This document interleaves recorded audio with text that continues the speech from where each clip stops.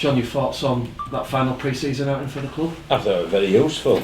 We had certain aspects of our game that we needed to fix up and improve upon from previous weeks. We certainly did that in the first half. I thought we were very, very good indeed in the first half. We got very... we had... possession was dominated by them, but we showed great resolve and work ethic to keep them out and took 2 chances, so I was delighted at half time. But the second half, the weight of possession just killed us, and also I put a load of kids on as well, which I'll put my hands up for that. But no, it was very useful indeed. There was a period in that first half, John, where I think it was 3 consecutive goal line dropouts. No, they had 7 sets to 1 at that period. So yes, they had a penalty and the 3 dropouts as well. So yeah, they had 7 sets to 1 and they didn't break us. So that really was encouraging for me. From a Leeds point of view, John, you obviously have got to have a look at Jared O'Connor, Moses Mustafa and Corey Johnson. Your thoughts on that? Yeah, I thought Jared O'Connor, man, he does some work, doesn't he? So yes, I mean, it'd be, and I think Louise Mustafa and Matty Dawson-Jones, I'll have to act as peacemaker with that one. But no, they're very good players. We know they're good players, we know that. But I thought George Flanagan put his hand up to say, well, you're not taking my spot to Corey Johnson. So I thought George did a great job as well. But no, it was a very useful exercise. I think the fans enjoy, especially, when it was more like a proper game, the first 50-55 minutes. But very useful indeed. Just on those 3 from Leeds, John, do they arrive this week, or is that still to be decided? That's we've just had a chat, Richard and myself, in the corridor, and I'll be giving Richard a ring in the early part of this week. There was no Ben Evans, Tom Doyle this afternoon. Yeah, well, Tom was a slight injury risk, and so we weren't going to risk him.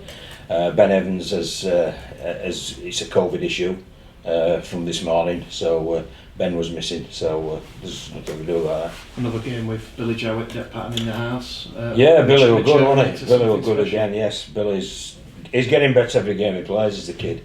It's really, it's so pleasing to see, how well he's going. And people need to remember, we had half a dozen missing, with England, Kabula, Fleming, Ben Evans, Jordan Lilly, so we had a fair few missing as well, so that's very encouraging what we saw out there. You think your mind's made up that it will be Declan and Billy next week against you? You'll have to wait and see.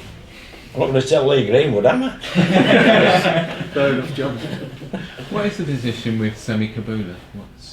He's still recovering from his Achilles that he suffered up in Newcastle. But obviously it's not just recovery, it's rehabilitation, so he's got full mobility and his weight's at an acceptable level in order to play.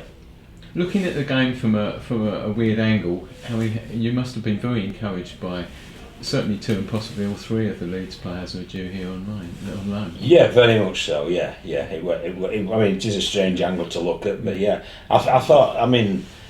O'Connor's work rate's blown me away, to tell the truth. In the first half, I thought we were playing 6 O'Connors in their middle unit. It was very good indeed, and so obviously, should Richard agree to it, we'll be looking to bring him in. Yeah, well, he highlighted the performance of Corey Johnson, yes, in particular, as being outstanding for them. Well, I thought all 3 were good. I think Leeds can be very happy with what they've seen as well. It shows they've got some very good emerging talent. It shows the strength as well when you've got Bodie and Thompson on the interchange bench and Reece Martin in there. So it just shows they're going to be formidable. But I'm more interested in Bradford and just those 3. But it's very interesting indeed. Agar spoke about how Johnson can maybe play in the halves. Is that something that you'd be interested in using him as? Well, it depends. Billy Jowett's worked really hard all pre-season and he's fronted up really well in these first 3 games. But obviously, one of the times it really caught my eye, Corey Johnson, was when he played at York against us last year, and he played in the halves then and he played well. So obviously I'm aware of that fact, and he's a good player, as anybody who watched today can see.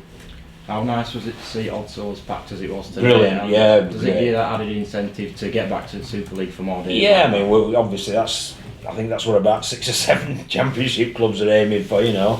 But it was a great atmosphere, wasn't it? Yeah, it was. And you know, when they were that dust up in the first half, it was like a proper Leeds Bradford derby, wasn't it? So, you know, we don't want to bring back the biff, but it certainly made that bit interesting. How are you going to almost get rid of the animosity between the two players as well? They're big players. Do you think it'll create a bit of added tension in the dressing room? No, not at all. Not at all. You know, when you play rugby, you belt the opposition and they try to belt you, and that's the game. If you don't want to do that, don't play. Yeah. So. On a serious note, we saw James Clare and Liam Harris get grade E's for a bit of a get together last week. You say don't want to bring the biff back, but even like skirmishes like that seem like they're going to get pulled up.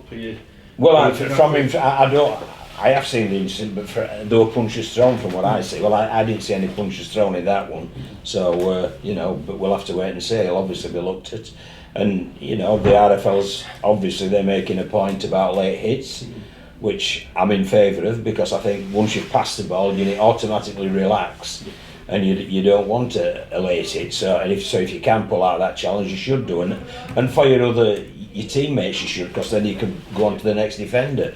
So you know, I'm in favour of it, and I think that it should be. But you know, the rugby league also, it's inevitable. It's played with a bit of spirit and a bit of an edge. And I thought there was some great tackle technique demonstrated today where they got underneath the ball and sat them on the backside, and I love to see that as well. Would you, just looking at pre-season overall, have you got everything you wanted out of it? Yeah, very much so. Yes. You know, I mean, the only thing, the negative is Adam Murphy came off with an injury, you know, and there's a couple of others, so hopefully we can escape with that. But that's what you get in pre-season. Sometimes in these, I mean, I always feel in these games, you're looking at processes and you want to be injury free. Well, I'm happy with the processes, but you know, there might be a couple of injuries that we're not so happy with. What was the issue with that? I'd rather not say, Matt, until you know we get confirmed or otherwise, because you know, League Green. If I was in League Green, which and I knew what the injury was,